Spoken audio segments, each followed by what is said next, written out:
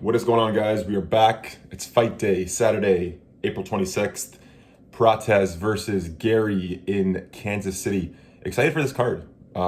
Good card, top to bottom here for a fight night. It feels kind of like a old UFC Fight Night. Good card, lots of exciting fights. So yeah, excited to jump back into it, especially after an off week last week. So let's get right into it here. As always, we're going to talk through some of the fights that we taped and our best bets.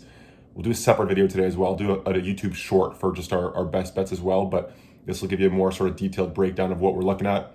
First fight of the night, Chelsea Chandler versus Jocelyn Edwards. We got a piss break right off the bat here, boys. Typically, actually a huge fan of women's prelims. I find, I'm not joking, I find a lot of value in these fights usually. There's no value on this fight, and it's a terrible fight. So, yeah, I mean, Chelsea Chandler, where do I start? She's, she kind of fights like a soccer mom, but she's kind of a big gal as well. So lots of power. But it's wild. Like there's just nothing to it. She kind of stomps around.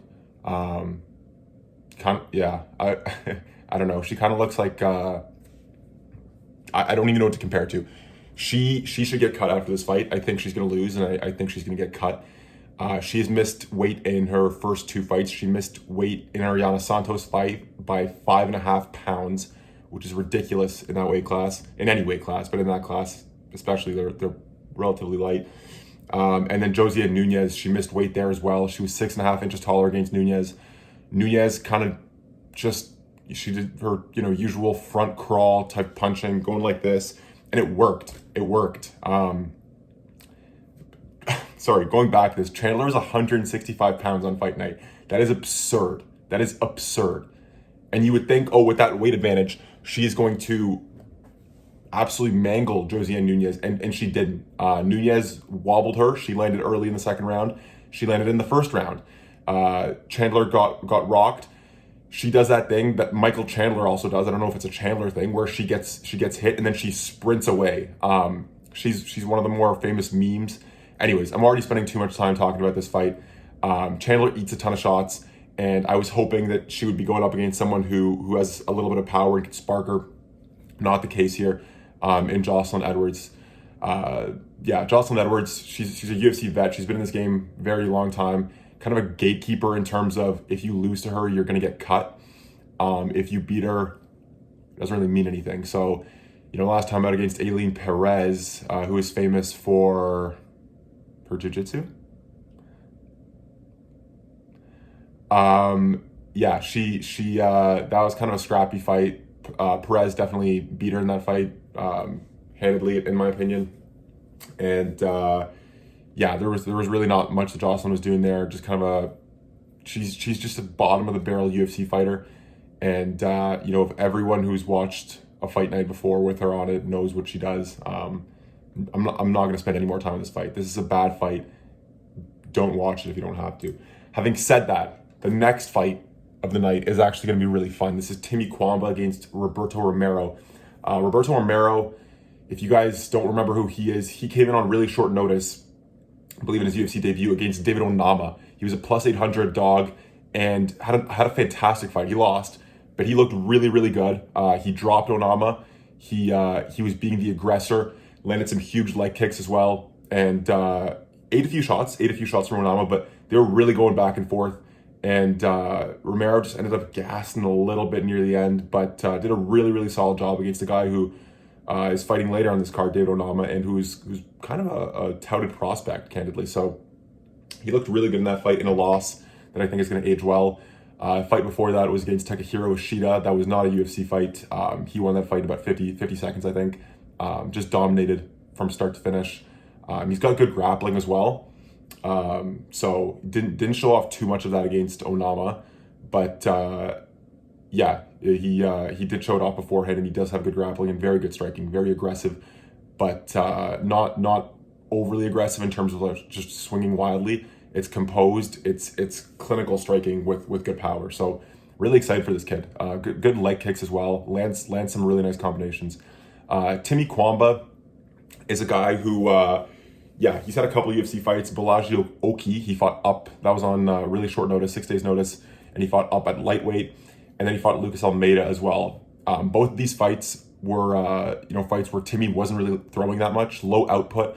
A low output guy is not a guy that typically does well unless you're very, very good at countering, and it's not sort of a common trait. So he was kind of on his back foot in both of those fights. He got dropped against Almeida, I want to say 3 times. Just sat him down with a straight hook, a couple hooks, and then some straight shots as well. He feels like one of those guys that's kind of almost feeder. I don't like saying that. I think he fights hard, but he's not technically there. Before the odds in this fight came out, I said, if the Roberto money line is minus 200 or better, I love that. If the KO is plus 350 or better, I love that. So that's one of my favorite bets tonight. The Roberto money line is minus 105. It's essentially a pickup. It's a bit better than a pickup. So I'll be all over that. And the knockout line is plus 550. My biggest risk there is that he subs him. So if you want to, get a little more conservative and take the finish line, you can absolutely do that. But the Roberto by KO line at plus 550 is just there all day. Timmy's been dropped multiple times against Almeida. Roberto is going to come out swinging. He's got power. He's very accurate.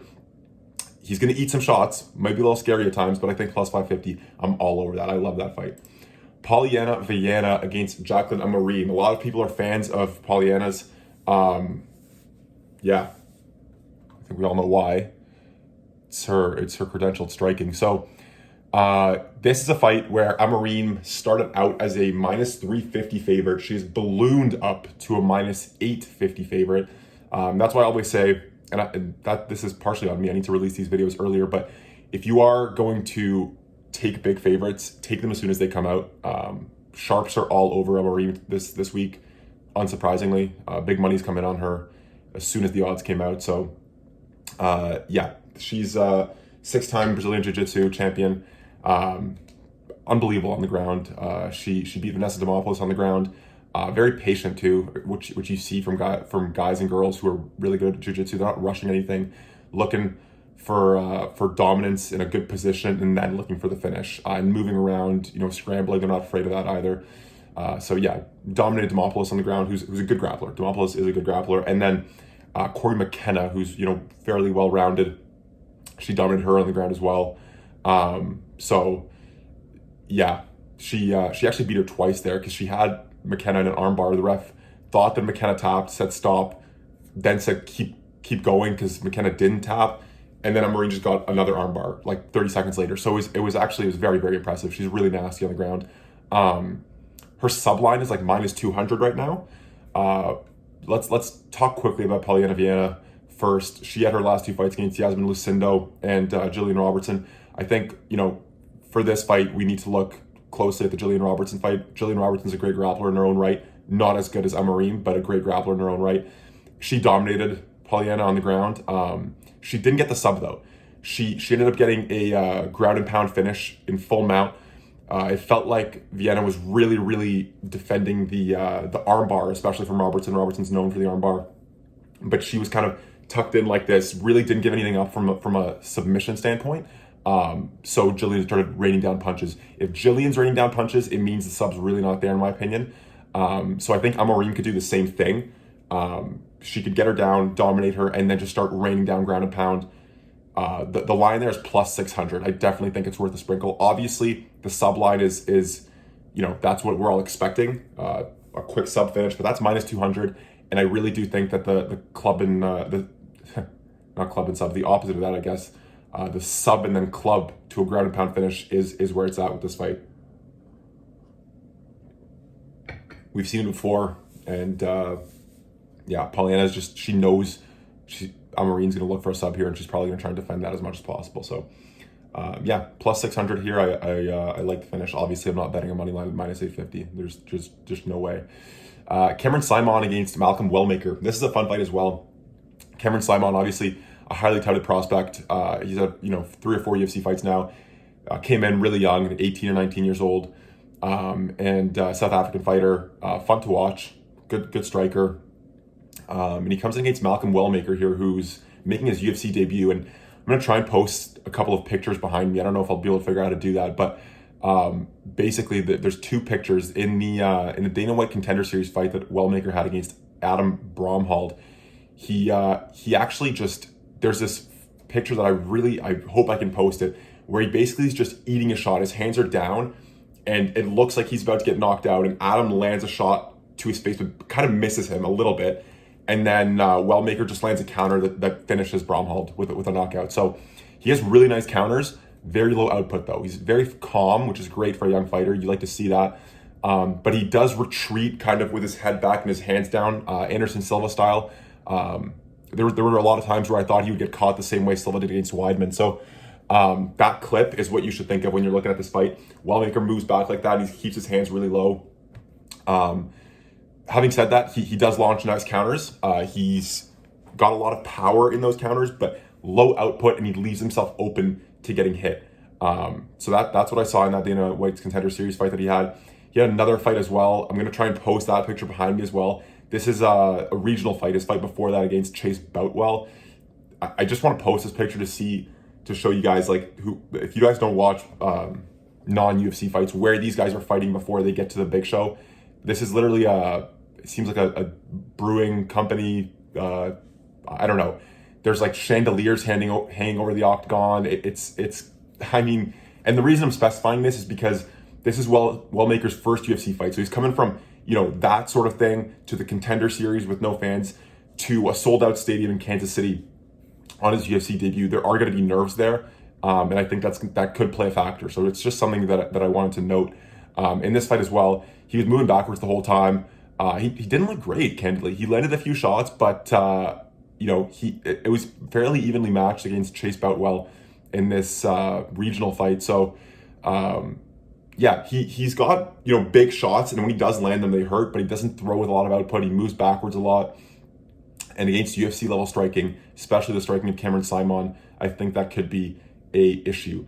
Now let's talk a little bit about Cameron Simon. So a lot of you guys have definitely seen him fight before. Last few fights, Christian Rodriguez, Terrence Mitchell, Peyton Talbot. So against Christian Rodriguez, well, candidly, in all three of these fights, he was really aggressive. I'll split out the Peyton Talbot fight. I want to talk about that one separately. But Terrence Mitchell, and Christian Rodriguez, he came out aggressively. He throws kind of it's not very composed. Candidly, it's a little wild. It's high paced, and he throws a lot. He does not throw with that much power, or at least it looks that way. It doesn't look like he hurts guys when he hits them. He has dropped guys before, but it's kind of rare. Like, for the amount that he lands, you would think he should be dropping guys more.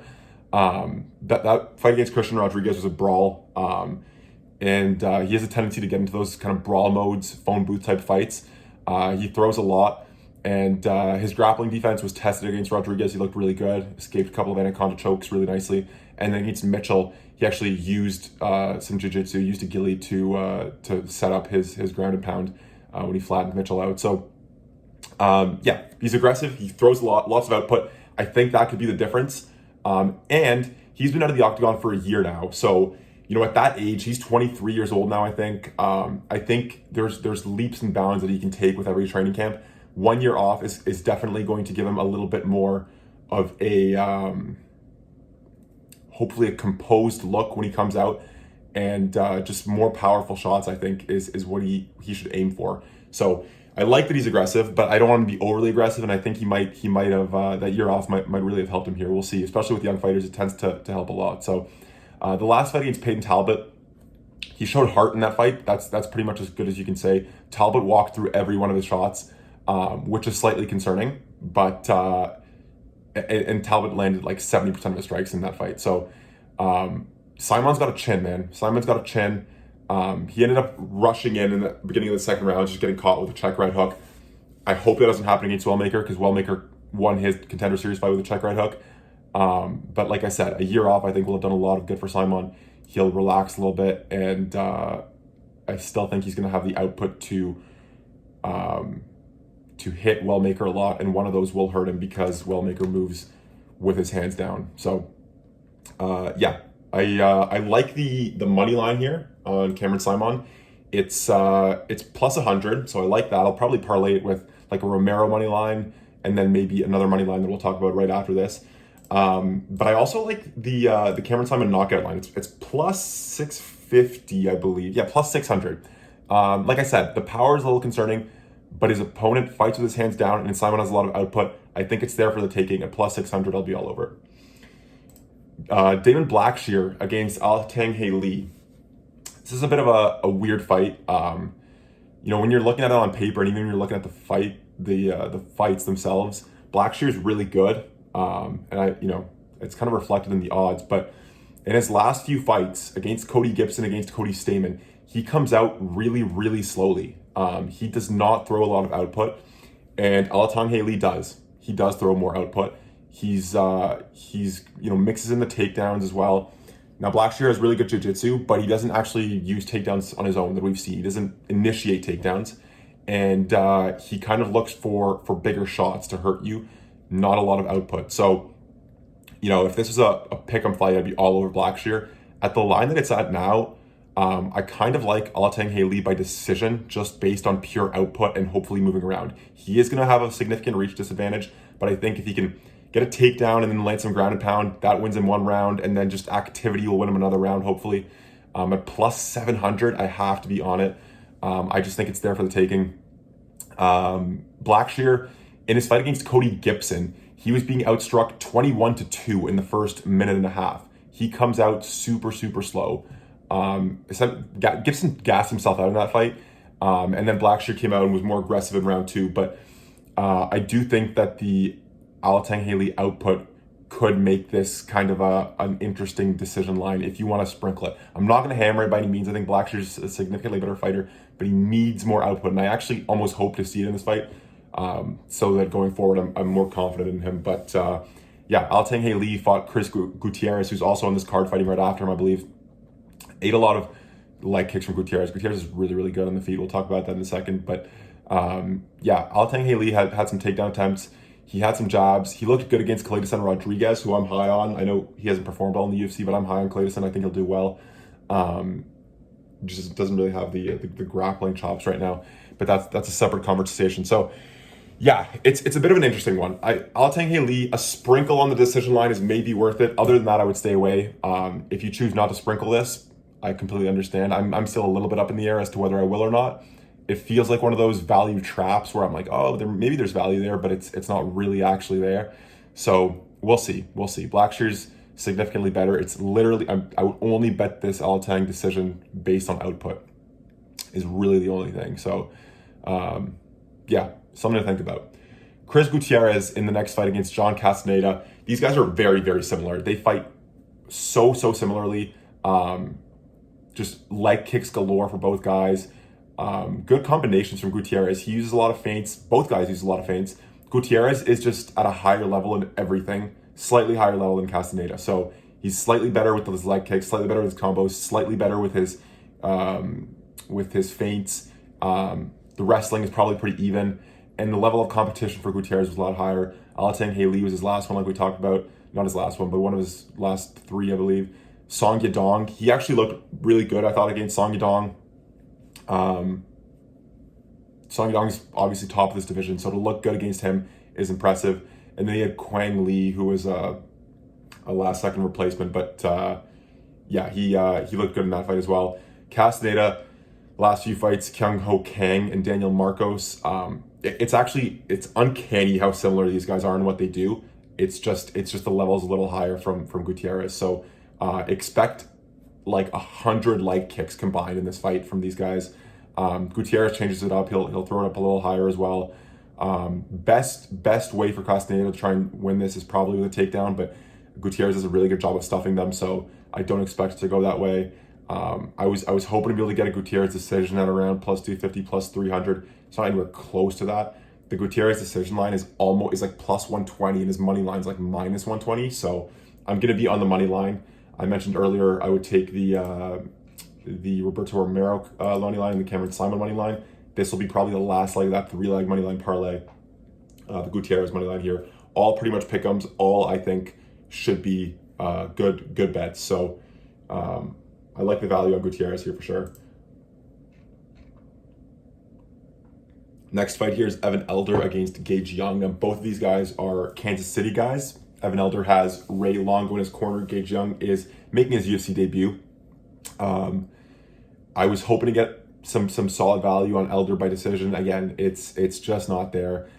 He looked really good against Nadim Sadikov and against Darius Flowers. He's a very aggressive fighter, well-rounded. He's got good grappling, good striking.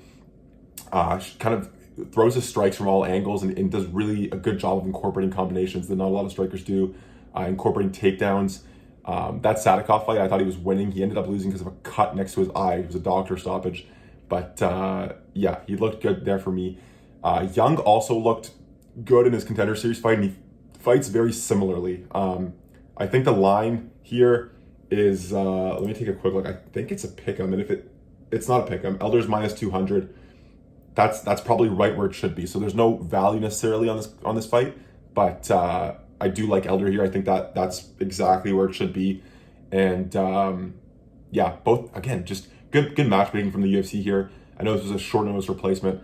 The guy that Elder was supposed to fight, he's in jail now. He's like, I don't know, maybe he's out on bail, but he had some wild claims against him. So I won't talk about that. I don't know if they'll get me like banned or some shit. So anyways, yeah, Elder's really good, mixes it up really well. And from what I saw from Young, he mixes it up really well as well. Very similar to that Gutierrez fight I just broke down, in that he does the same thing that Elder does, Young does, but he does it at a lower level. So just a difference here in UFC competition and levels. Minus 200 feels like a perfect value that's placed here. So no bet on my end, but yeah. Let's move to the featured prelim. Jimmy Flick against Matt Schnell. This could be a crazy fight. I mean, Jimmy Flick is a poor man's Bryce Mitchell, bit of a submission artist who does not have the greatest of chins. Matt Schnell is a wild man. If you remember his fight against Suma Derji, that was one of the fights of the year, if not the fight of the year. Maybe it did get fight of the year. It was unbelievable. But yeah, I do like the Flick by submission line here. I'm seeing it at plus 300. That's pretty good value. That's what he's going to look for. Can Schnell clip him and knock him out? Absolutely. But I think, and Schnell has solid grappling. He's not, bad grappler by any means. But there's levels to this game. I always, not always, but a lot of the time prefer taking the grappler in these matchups. And I think Flick is going to be able to bring him down here. If he does get him to the ground, he's kind of like a carpet. He's all over you, wet carpet. He's tough to get rid of, and he's got some really slick submissions in the bag. So excited to watch that one. Plus 300, I'll be taking it. I'm not hammering it, but I'll be taking it for sure. Moving on to the main card here. We have a few fights here. I'm actually not betting too many of the fights on the main card. Ikram Aliscaro against Andre Muniz. Not touching that with a 10-foot pole. Muniz is a submission specialist, obviously, but Aliscaro's got, it's in the name, right? He's got pretty good grappling himself. Randy Brown against Nicholas Dalby. I'm looking for Rude Boy here. I like him a lot. I don't know what it is, man. Nicholas Dalby, I just cannot get excited to watch this guy's fights. It feels like every time he fights, I'm like, I've seen this fight before. I don't know what it is. I saw him fight live in Rio, and that was the only fight of the night that I missed against Warley Alves. And I don't know what it is. I don't know what it is. Everyone's got those fighters. For me, it's Nicholas Dalby. Michel Pereira against Abus Magomedov. Excuse me. This should be a fun one. Pereira's always bringing his antics, backflips, all sorts of crazy stuff. Abus Magomedov is, don't be, fooled by the name. He's fights out of Germany, doesn't fight with those guys up in Dagestan. He's solid, but I do like Pereira here. I don't know if I'll bet it or not, but I like Pereira. The sub line is plus 800, I think. Could be an interesting one to take. But it's certainly not in my best bets. It'll just be, if I do snipe it, it'll be a last second one. But again, it should be a really fun fight. So maybe I'll just sit back and enjoy it. Giga Chikadze against David Onama. We talked a little bit about Onama today when we broke down the Roberto fight. But yeah, he's obviously an up and coming prospect. Chikadze was exactly that. And then he had a couple of losses on his record to Arnold Allen and who was his other one? I can't remember who his other one was, but Calvin Kattar. So yeah, obviously two really good fighters. He's got some really good wins on his record as well. Edson Barboza, Cup Swanson. So Alex Caceres is a good win as well. I Didn't think that he would come in here as the underdog because Onama didn't look good to me in that Roberto fight. He hasn't fought since then, and his wins aren't all that great. He's got a loss to Nate Landwehr. He's got wins against Gabriel Santos, Jonathan Pierce, and then Roberto Romero, which was a late notice call-up, obviously. So the Chikadze money line is super low for me here, plus 160. I'm all over it. I also like the Chikadze knockout line, plus 650. Onama got dropped against Roberto Romero. He kind of moves slow. He doesn't have great output. He's very calm, which is good. But against Chikadze, you do want to always be moving around. I mean, the guy's obviously a former kickboxer. He's always throwing those kicks to the body, kicks to the head, switching it up, throwing in combos, throwing with a lot of volume. So I like Chikadze here. I think he's going to bounce back. And I think not only is he going to bounce back here, I think this is going to be a start of a big run for him, and he'll be contending very soon. Give him a few fights. I think those losses were good for him, and he hasn't fought in a while. So yeah, that's my breakdown on that fight. I do like Chikadze there. Then we have Anthony Smith against Zhang Mingyang. So since this fight got announced, I was like, holy shit, I am on the Zhang Mingyang knockout line. I'm on the Mingyang knockout line. I've been saying that since this came out.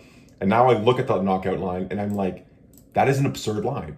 And I get it. I understand why it's like that. It's like minus 200 or something. And he's like minus 400 to win. So this is what I'll say about this fight is Anthony Smith is Lionheart is his nickname, and Lionheart fits him super well. He's got a chin, he's got durability. He doesn't he just kind of it's very difficult to finish him. Even when Reyes finished him, it was a TKO, it wasn't a KO.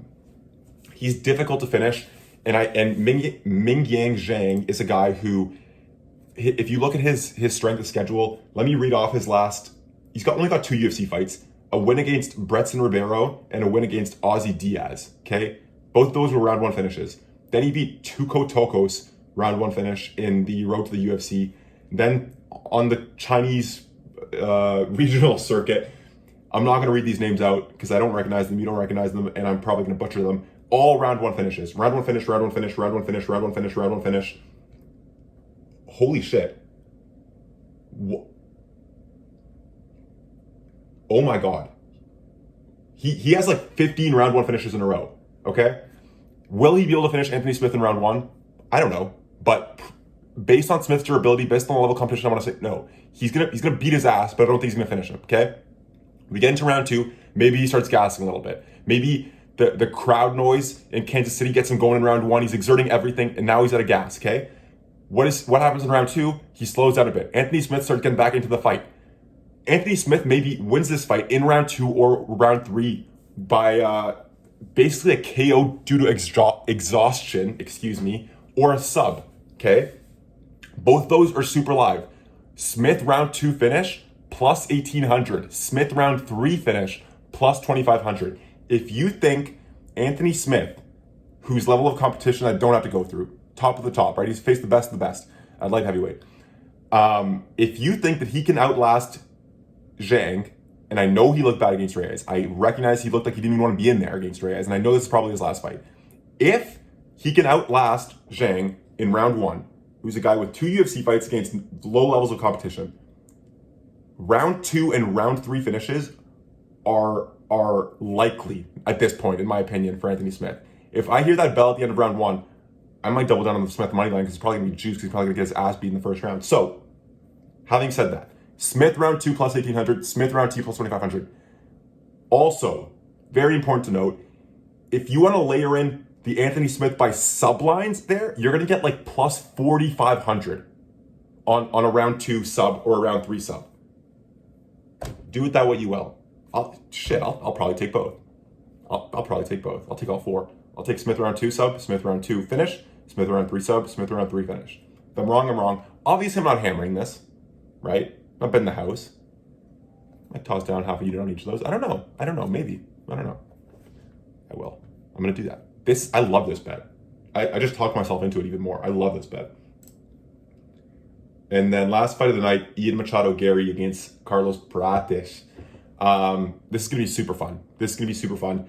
The line, the two ways I see this going, Garry decision, Prates knockout. Both of those are like plus 200. I'm staying away. I'm going to enjoy this fight. I like Prates. I think Machado Garry is excuse me, a much higher level fighter than people give him credit for. So I actually think Garry's going to pull this off, but I'm definitely not confident enough in that value to bet it. I'm going to sit on it, enjoy it. Hopefully the rest of the night goes well and I'm up big at that point. I don't have to chase anything, which I never want to do, but I'm a gambler by nature. What can I say? Okay. That's the breakdown for today. 30 minutes. Like I said, I'm going to get into another one here. I'm going to layer in just my best bets here on a YouTube short, try and get some more views. If you're still here after 30 minutes, thank you for being here. You've got the stamina to sit through this. So I appreciate that. I appreciate you sitting through it, and I'll catch you in the next one.